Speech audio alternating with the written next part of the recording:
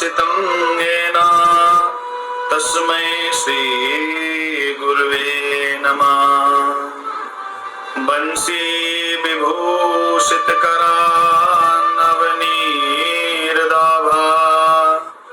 पीताम्बरादरुण बिंब फलाधरुष्ठा पूर्णेन्दु सुंदर मुखारविंद्रनेत्रा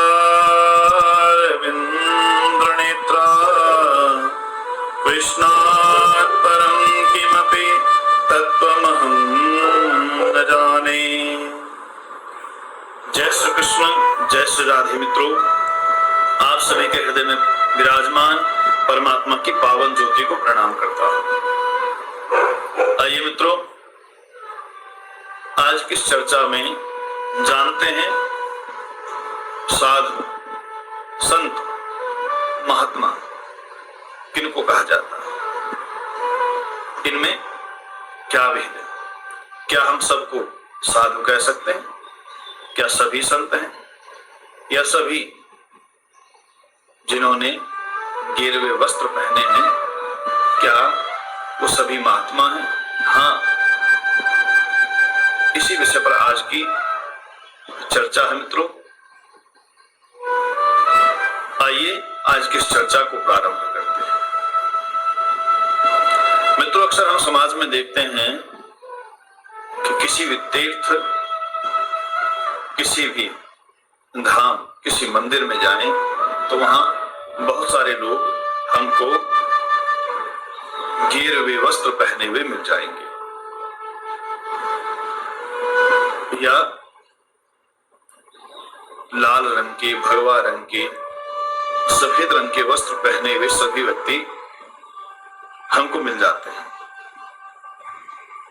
मित्रों, क्या ये सभी संत, सभी महात्मा हैं? क्या सभी साधु हैं? नहीं।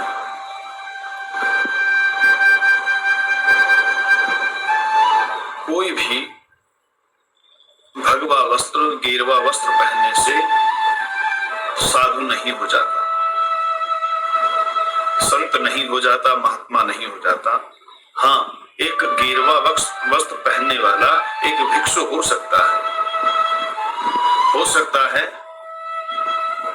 कि वो पथिक हो, संत, महात्मा या साधु बनने का एक मार्ग उसने चुना हो, लेकिन वो बन गया है, ये उसके वस्त्र पहनने से बिल्कुल भी पता नहीं चलता।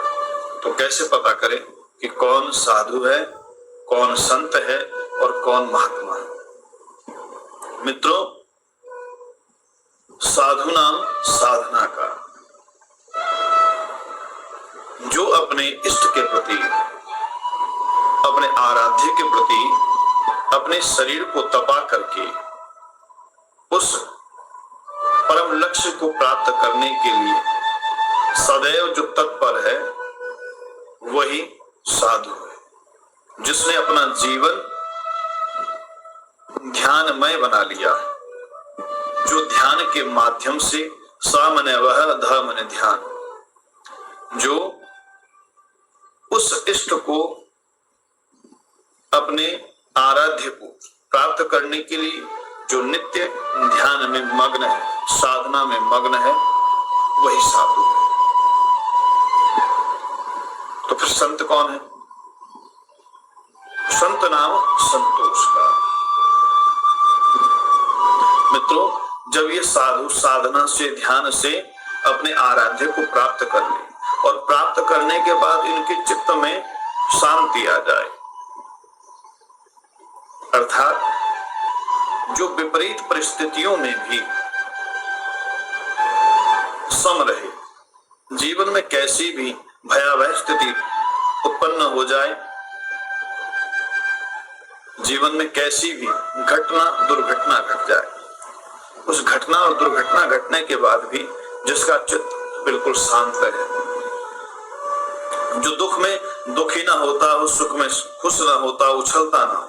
ऐसा नहीं कि सुख में खुशी नहीं हो, दुख में दुख भी होगा, लेकिन उस दुख में भी कुछ ना कुछ भगवान की प्रेरणा समझ करके सीख लेता है और अपने चित्त को शांत रखता है। तो विघ्नता जिसके अंदर नहीं आती, उसको संत कहते हैं। वो आप उसको 50 बार गाली दे तो 50 बार गाली देने के बाद भी वो आपको गाली ना देकर के केवल आपको प्रणाम करे, यह संत की पहचान। संत माने संतोष जिसके जीवन में, संत नाम संतोष का और साधु नाम साधना का। तो ये महात्मा कौन है? इस साधु संत कि जब सीढ़ी से ऊपर चढ़ के एक पायदान और ऊपर जब पहुंच जाता है तो उसको कहते हैं महात्मा। पर महात्मा की क्या लक्षण है? सिया राम मैं सब जग जानी, करहु प्रणाम जोर जुग पानी। समस्त संसार में, समस्त जीव जंतुओं में जो केवल और केवल उस परमात्मा के दर्शन करता है, जो सभी जीव जंतु में अपने आराध्य के दर्शन करता है, सबको एक दृष्टि से देखता है, वही महात्मा है। उसके लिए राजा भी वैसे ही है और एक आम आदमी भी वैसे ही है, वही महात्मा है। तो मित्रों, केवल वस्त्रों को पहनने से कोई साधु संत और महात्मा नहीं हो जाता। उसके चित्त की स्थिति, उसके ध्यान की स्थिति, उसके स्वभाव की स्थिति ये तय करती है कि वो कौन है। मित्रों, यदि आपके जीवन में कोई साधु, कोई संत, कोई महात्मा मिले, इनकी सेवा करने का आपको मौका मिले, इससे कुछ सीखने का मौका मिले, तो आप उनसे जीवन के ऐसे रहस्यों के बारे में जिनको हम जान नहीं पाते, ऐसे संत महंत, ऐसे महात्माओं की कृपा से वो सहज ही हमें प्राप्त हो जाती है। आप सभी को प्रणाम करते हैं। अगली चर्चा के लिए, तब तक के लिए जय श्री कृष्ण, जय श्री राधे, जय दाऊदयाल।